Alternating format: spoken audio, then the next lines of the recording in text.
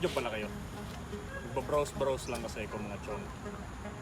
Kasi sabi nila, hindi mo dapat ma-meet yung mga heroes mo. Hindi ko alam sino nagsabi nun, pero a wise man once said that. Pero, tignan nyo naman.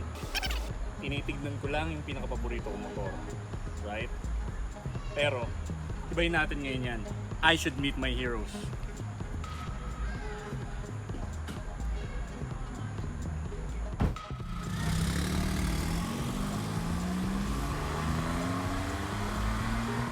Anong motor ang tinutukoy ko? Yan ang BMW R90 Urban GS. Ito ay isa sa mga heritage models ng BMW Motorrad. The R90 range was released back in 2014. It is not hard to see that these bikes are designed out of the box with a very iconic shape and are blank canvases for customizations.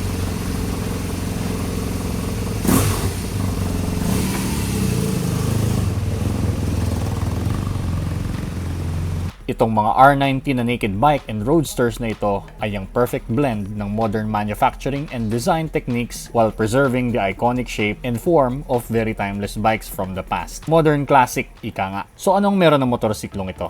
So mga chong, yung sinasabi ko sa inyo at the opening of this video, sabi ng mga wise men, you should not meet your hero. Well, ako, pinatattoo ko pa. Gusto ko ng boxer engine, ayan. Well, this BMW R90 Urban GS has the OG engine for the older models BMW R1200 GS. Pareho lang yan. It's actually 1170cc. Boxer engine, ibig sabihin flat yan. Horizontally opposed, right? It's producing about 110 horsepower at 7,750 RPM and a juicy 116 Newton meters of torque. Ayan, pinatattoo sa akin yan. Yung nagpo-produce ng power na yan. And when I say juicy, what I mean with that is this engine just pulls along like a freight train at the lower to mid-range of the RPM. By the way mga chong, kung gusto nyo magpatato, unit number C20 dito sa Cartimar, hanapin nyo si Kuya Bimbo Salvador. Perfect for town, highway, and twisty road riding ang makina na yan with the kind of power that it's producing. It definitely has more power than what you need considering our speed limits. That powertrain is mated to a 6-speed manual transmission and shaft final drive. So hindi yan kadena, hindi rin belt drive, kundi propeller concealed inside that tubing at the back of the bike. All of those were all well and good with just the right amount of tech. Dahil meron lang itong traction control na pwedeng patayin at ABS na pwede ring patayin for a bit of fun. And that's it. Quick shifter, auto blipper, riding modes, heated seat, heated hand grip, and other electrical gubbins, wala ito ng mga yon. I'd like to point out first yan mismong mga shortcomings or let's say, mga character. Ang rason kung bakit hangang-hanga ako dito sa motorsiklo na ito. Personally, the R90 Urban GS is my absolute favorite amongst anything else. Why, you may ask? Kaya marami naman dyang mas matulin, mas magaan, mas komportable, at mas advanced na motorsiklo, di ba? Well, mahilig ako sa mga bagay na classic. Yung mga tipong hindi na magmumukhang luma dahil luma na agad ang itsura. Timeless kumbaga. Parang ang mga wine. Habang umeedad, lalong nagiging mas masarap. At habang mahilig ako sa mga classic na bagay, na-appreciate ko din ang modernong engineering at modern tech na ikinakabit sa mga motorsiklo at kotse. And I appreciate that there's just not too much of those in here. Diyan perfect para sa akin ang BMW R90 Urban GS. Quite a mouthful, right? Tawagin na lang natin siyang Urban GS para madali. Bago tayo magpatuloy sa technical specifications and other stuff about this bike, ikukwento ko muna sa inyo kung bakit naging Urban GS ang pangalan nitong bike na ito at kung nasan siya sa R90 range. Yes, hindi siya proper GS na katulad ng mga napaka-high-tech at flagship bikes na katulad ng R1250 GS ngayon. Ito ay homage sa Dakar Rally winning motorcycle ng BMW Motorrad noong 1980s, the BMW R80 GS. Yan yun. Ito ang medyo experimental year para sa BMW Motorrad dahil wala pa namang adventure category back in the day. Sa madaling sabi, yan ang granddaddy ng mga modern day adventure bikes. Most off-road bikes kasi back in the day are just ordinary bikes, just outfitted with knobby tires and a gnarly rider at yun na yun. Sabak na kahit sa mga rally race katulad ng Dakar. BMW went on with it. They kept developing the category and fast forward to today, meron ng proper adventure category. So, anong connection ng Urban GS doon? Well, nabanggit natin kanina ang salitang homage. Yan ang pag-reborn kung baga ng BMW Motorrad sa R80 GS. Yes, hindi ito mananalo sa mga modernong rally race and this is more like an ordinary roadster or naked bike outfitted with a high fender, spoked wheels, and knobby tires, and more importantly, the white paint, blue shades, and the red seat. Made to look like the granddaddy of all adventure bikes, the R80 GS. Itong Urban GS ay ang huli na inilabas ng BMW Motorrad sa kanilang R90 range. Meron pa itong 4 na versions. I quickly noticed that it really is a conversation piece. The off-roadish styling, dahil sa spoked wheels and knobby tires, maraming nag-aakala na talagang dirt bike ito pero alanganin daw dahil di naman ganun kataas ang ground clearance nito. Marami din nag-aakala na customized ito dahil sa high fender and headlight cowling. And really, the main conversation starter is the engine. Let's talk about this big beast for a moment dahil ito talaga yon. The 1170cc air and oil-cooled boxer engine on the Urban GS is like the main showpiece of the bike because it is big and people are really noticing it sticking out on both sides of the bike, and it has the grunt to go way above our speed limits. That same big engine is not emitting a lot of heat, and you can monitor on the dash if it's getting too hot on traffic. The gas mileage also is not very terrible. Matipid pa nga para sa isang 1200cc engine ang konsumo nito. That same engine also once served for the older BMW R1200 GS na proper adventure bikes. Yan din yun, air and oil-cooled versions ng mga boxer engines dati. Yung mga versions kasi ngayon na R1250 GS has the liquid-cooled engine na I believe those are different kinds of animals already. Mas lively and mas matulin yung mga bagong R1250 GS. While this one just has the gearing and punch na tumpak at more than enough to have some fun with its 6-speed manual transmission without any quick shift functions. Another great thing about this bike is the exhaust. Ang ganda ng tunog niyan, even on the stock pipe. Sounds very high-end to my ears, actually.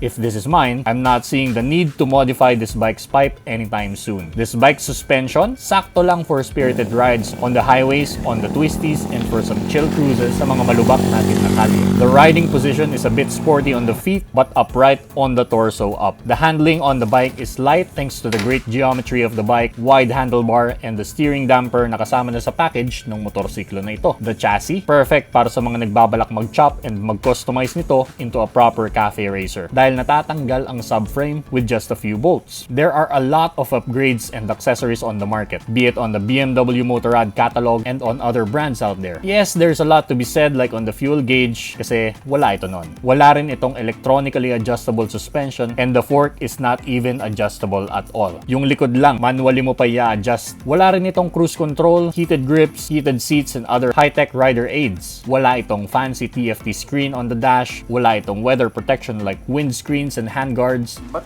again, why are still people buying this bike?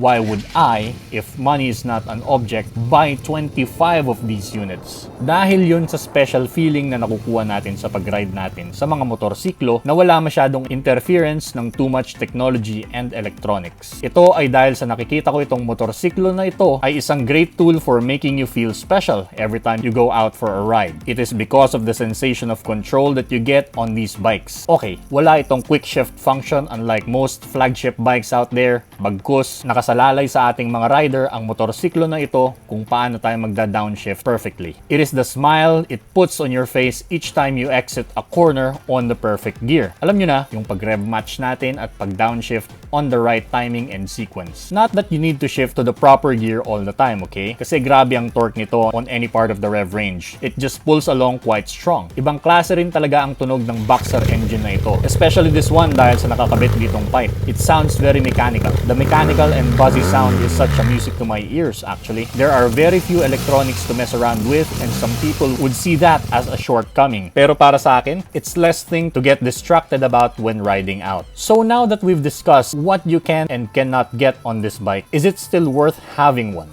I say yes. Hindi dahil sa paborito ko ang motorsiklo na ito, okay? It is because of the sensation of giving back the joy of high-performance motorcycling back to the riders and not away with the electronic rider aids. Alam nyo na yun, mga kapwa rider dyan. Not that electronic advancement is bad. Talagang malaking tulong yan para sa pagra-ride natin. Pero every now and then, ang mga motorsiklo na gaya nito ang nagbibigay sa atin ng feeling na tayo ang pinakamagaling na rider sa balat ng lupa. It really makes us riders feel good, which is what motorcycling is all all about. And lastly, this may be subjective but this may apply to all of us. Hindi ba't ang sarap ng feeling na makikita mo sa garahe mo araw-araw yung pinakapaborito mong motor? Kung meron lang akong masasabi dito sa motorsiklo na ito, bukod sa toys and gadgetry na kulang sa kanya, well, it's the price. Check nyo sa market kung magkano ang Ducati Scrambler, Triumph, Bonneville, and other bikes on this class and all their toys included, and you'll quickly realize what I'm on about in terms of the pricing. With all these things said, RSA Motors BMW Motorrad, thank you very much for giving me the opportunity to ride this bike. And baka naman po, baka ipapaampon nyo na po yung BMW R90 Urban GS na yan. Willing to adapt po ako.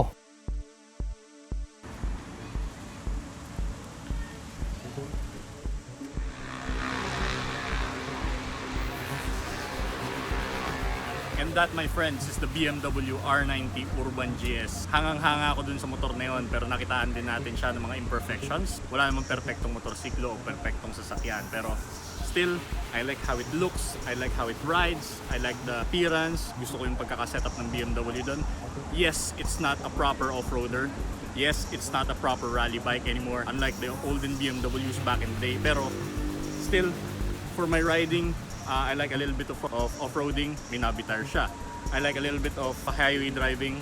It's got the 1200cc boxer engine and it's perfectly adequate for me. I could have gone for a bigger bike sa ite-testing natin sa BMW. Nandiyan ang GS, nandiyan ang S1000XR, F900XR, and all the bikes that's available there. Pero still, I chose that bike kasi nung nakita ko yun, nung una pa lang sa internet, I thought of it as kind of my hero bike, diba? Goldilocks bike para sa lahat ng ginagawa ko pag ako ay nagra-ride ng motor. So, like it or not, that's the BMW R90 Urban GS. This has been your Garage King PH. You ride safe and you drive safe, mga chong.